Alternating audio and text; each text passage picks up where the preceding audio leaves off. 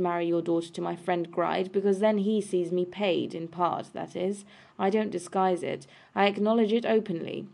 But what interest have you in recommending her to such a step? Keep that in view. She might object, remonstrate, shed tears, talk of his being too old, and plead that her life would be rendered miserable. But what is it now? Several slight gestures on the part of the invalid showed that these arguments were no more lost upon him than the smallest iota of his demeanour was upon Ralph. What is it now, I say, pursued the wily usurer, or what has it a chance of being? If you died, indeed, the people you hate would make her happy, but can you bear the thought of that?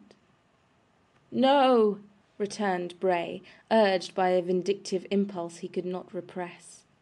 I should imagine not, indeed, said Ralph quietly. If she profits by anybody's death, this was said in a lower tone, let it be by her husband's. Don't let her have to look back to yours as the event from which to date a happier life. Where is the objection? Let me hear it stated. What is it? That her suitor is an old man? Why, how often do men of family and fortune, who haven't your excuse, but have all the means and superfluities of life within their reach, how often do they marry their daughters to old men, or, worse still, to young men without heads or hearts, to tickle some idle vanity, strengthen some family interest, or secure some seat in Parliament? Judge for her, sir, judge for her. You must know best, and she will live to thank you. Hush, hush, cried Mr. Bray, suddenly starting up and covering Ralph's mouth with his trembling hand. I hear her at the door. There was a gleam of conscience in the shame and terror of this hasty action, which in one short moment tore the thin covering of sophistry from the cruel design, and laid it bare in all its meanness and heartless deformity. The father fell into his chair, pale and trembling. Arthur Gride plucked and fumbled at his hat, and durst not raise his eyes from the floor. Even Ralph crouched for a moment like a beaten hound, cowed by the presence of one young innocent girl. The effect was almost as brief as sudden. Ralph was the first to recover himself, and observing Madeline's looks of alarm, entreated the poor girl to be composed, assuring her that there was no cause for fear. A sudden spasm, said Ralph, glancing at Mr. Bray. He is quite well now. It might have moved a very hard and worldly heart to see the young and beautiful creature, whose certain misery they had been contriving but a minute before, throw her arms about her father's neck, and pour forth words of tender sympathy and love, the sweetest a father's ear can know, or child lips form. But Ralph looked coldly on, and Arthur Gride, whose bleared eyes gloated only over the outward beauties, and were blind to the spirit which reigned within, evinced a fantastic kind of warmth, certainly, but not exactly that kind of warmth of feeling which the contemplation of virtue usually inspires. Madeline, said her father, gently disengaging himself, it was nothing. But you had that spasm yesterday, and it's terrible to see you in such pain. Can I do nothing for you? Nothing just now. Here are two gentlemen, Madeline, one of whom you have seen before. She used to say, added Mr. Bray, addressing Arthur Gride, that the sight of you always made me worse. That was natural, knowing what she did, and only what she did, of our connection and its results. Well, well, perhaps she may change her mind on that point. Girls have leave to change their minds, you know. You are very tired, my dear. I am not, indeed. Indeed you are. You do too much. I wish I could do more. I know you do, but you overtask your strength. This wretched life, my love, of daily labour and fatigue, is more than you can bear, I'm sure it is. Poor Madeline.